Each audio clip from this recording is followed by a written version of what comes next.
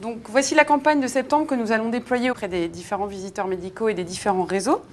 Mon métier aujourd'hui, c'est d'être chef de produit dans l'industrie pharmaceutique. Je gère la stratégie et la communication sur un médicament auprès de médecins avec l'aide des forces de vente, donc de délégués médicaux qui vont déployer cette communication sur le terrain.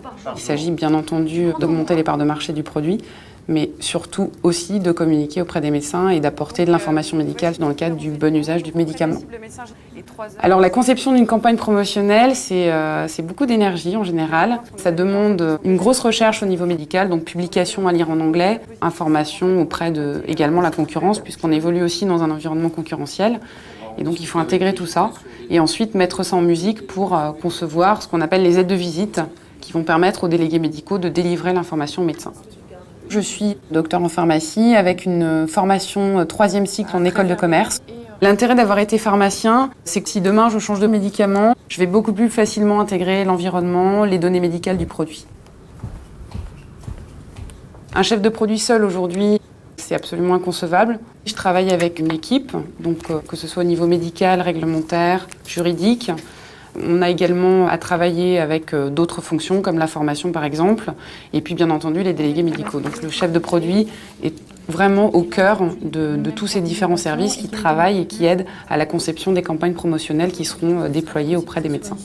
D'accord. Et donc, ce qui concerne cette étude ici... Pour être un bon chef de produit, il faut être disponible pour les gens du terrain qui sont finalement seuls face aux médecins. Être diplomate aussi, c'est important, puisqu'il faut pouvoir intégrer les contraintes de chacun. Il faut être volontaire, je pense, parce qu'on a aussi pour rôle d'emmener les gens avec soi. Il faut être créatif, bien entendu, puisqu'on travaille dans un environnement qui est compliqué, donc il faut pouvoir trouver de nouvelles idées. Et puis, il faut être très organisé, puisque chaque journée est différente et elles se déroulent rarement comme elles sont prévues dans l'agenda au départ. Donc c'est vrai qu'il faut être organisé et adaptable. Vous m'entendez là? Oui, c'est bon. Ouais, donc il y a eu des énormes problèmes dans les DA qui ont été battus, etc. Après avoir été chef de produit, on peut être responsable marketing, donc manager des chefs de produit. On peut également envisager un passage sur le terrain, si on a fait soi-même de la visite médicale, pour être directeur régional. Soit après, il y a des évolutions qui sont possibles également lorsqu'il y a des filiales à l'étranger, ce qui permet d'avoir aussi une expérience internationale, qui peut être intéressante.